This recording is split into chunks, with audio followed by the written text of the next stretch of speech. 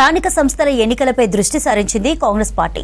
కరీంనగర్, జగిత్యాల జిల్లాల్లోని గ్రామ పంచాయతీలో, జెడ్పీ, మండల పరిషత్లో కాంగ్రెస్ జెండా ఎగురవేయడమే లక్ష్యంగా పార్టీ నేతలు పనిచేస్తున్నారు.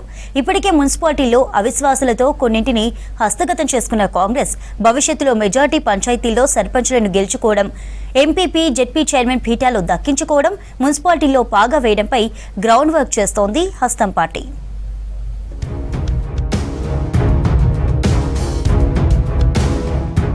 గ్రామ పంచాయతీల పదవీ కాలం పూర్తయి దాదాపు 9 నెలలైంది. జిల్లా పరిషత్, మండల పరిషత్తుల పాలక వర్గాల పదవీ కూడా ముగిసింది.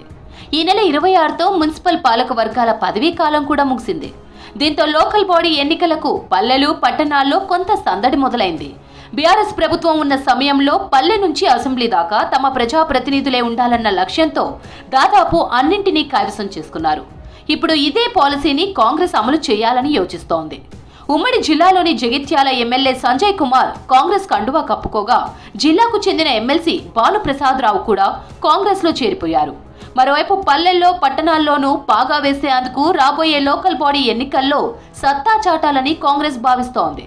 పొన్నం ప్రభాకర్ బాధ్యతను మీదేసుకొని ఇప్పటికే తన నియోజకవర్గంలోని పలు మండలాల్లో సమావేశాలు నిర్వహించారు.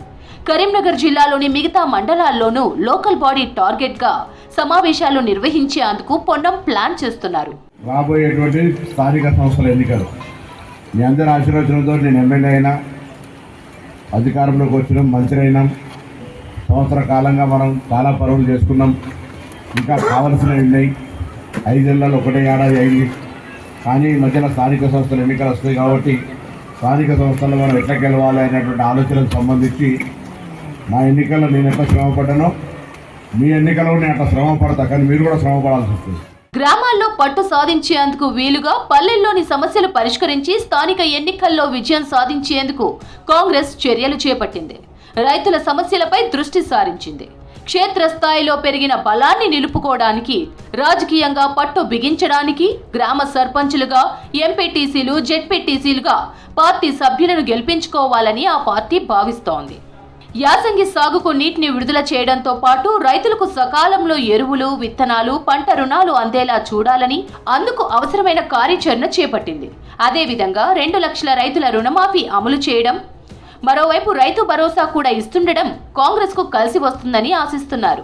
గ్రామీణ ప్రాంతాల్లో అతిపెద్ద ఓటు బ్యాంకుగా ఉన్న రైతులను ఆకట్టుకుంటూనే మరోవైపు ఇతర పార్టీలోని కీలక నేతలకు గాలం వేసే కార్యక్రమాలు కూడా ప్యారలల్ గా చేపట్టాలని నిర్ణయించినట్లు తెలుస్తోంది.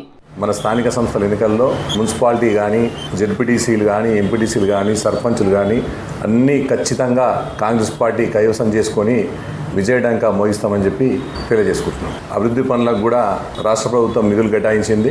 అది మన ఇన్ఛార్జ్ గారి ఆధ్వర్యంలో అన్ని గ్రామాల్లో మరియు 2 మున్సిపాలిటీలో కూడా ఆ నిధులతోని అన్ని సంక్షేమ కార్యక్రమాలు జరుగుతున్నాయి. కాబట్టి ప్రజలు కూడా కాంగ్రెస్ పట్ల ఆకర్షితులవుతారు, కాంగ్రెస్కు ఓటేస్తామని చెప్పి తెలియజేస్తారు.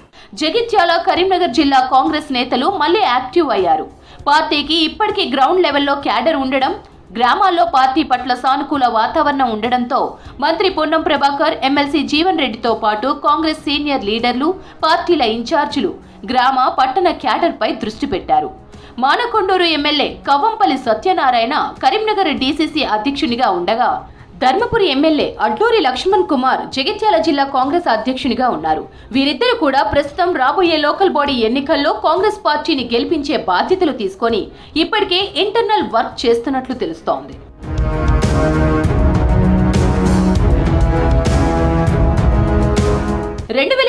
డిసెంబర్కు ముందు దాదాపు 10 ఏళ్ల పాటు అధికారంలో లేక కరీంనగర్ జిల్లాలో కాంగ్రెస్ కోలుకోలేనంతగా క్యాడర్ను కోల్పోయింది. ఆ పార్టీలోని బలమైన నేతలందరూ గులాబీ గూటికి వెళ్లారు. దీంతో కాంగ్రెస్ పార్టీకి జిల్లాలో ఓ దశలో జెండా పట్టుకునేందుకు పట్టుమని 10 మంది కూడా లేని పరిస్థితి. ఇలాంటి వారందరినీ తిరిగి రప్పించేందుకు ఇప్పటికే కాంగ్రెస్ గర్ వాపసీని పకడ్బందీగా అమలు చేస్తోంది. ఇప్పటికే కాంగ్రెస్ ను వీడి అప్పట్లో బీజేపీలో ఆల్ ఇండియా ఫార్వర్డ్ బ్లాంక్ లాంటి పార్టీలో చేరిన మాజీ ఎమ్మెల్యే, మాజీ డీసీసీ అధ్యక్షుడు కటకం మృత్యుంజయం కూడా తిరిగి కాంగ్రెస్ గూటికి ఇప్పటికే వచ్చారు. అదేవిధంగా మాజీ ఎమ్మెల్సీ సంతోష్ కుమార్ కూడా ఎన్నికల సమయంలోనే పార్టీలో చేరగా, మానకొండూరు మాజీ ఎమ్మెల్యే, మాజీ విప్ ఆరేపల్లి మోహన్, ఎమ్మెల్సీ భానుప్రసాద్ రావు కాంగ్రెస్ కండువా కప్పుకున్నారు. కరీంనగర్ మార్కెట్ కమిటీ మాజీ చైర్మన్ ఆకారపు భాస్కర్ రెడ్డి లాంటి బీఆర్ఎస్ నేతలు తిరిగి సొంత గూటికి వచ్చేశారు. జమ్మికుంట మున్సిపల్ మాజీ వైస్ చైర్పర్సన్ దేశిని స్వప్న, కోటి దంపతులు కూడా మొదట్లో కాంగ్రెస్లో ఉన్నవాళ్లే. వీళ్ళు కూడా బీఆర్ఎస్ ను వీడి కాంగ్రెస్ కు వచ్చారు.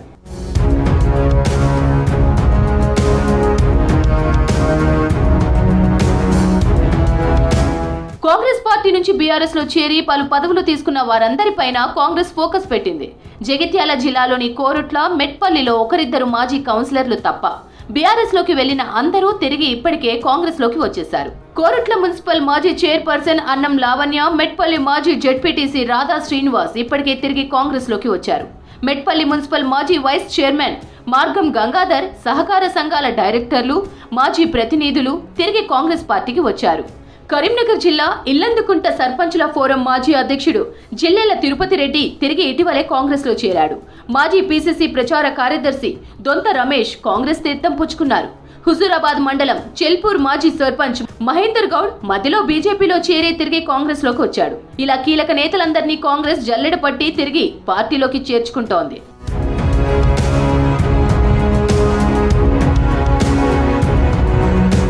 పార్టీ అధికారంలోకి వచ్చి ఏడాది పూర్తయిన సందర్భంగా ఈ సంవత్సర కాల పాలనకు లోకల్ బాడీ ఎన్నికలు రెఫరెండంగా నిలిచే అవకాశం ఉంది.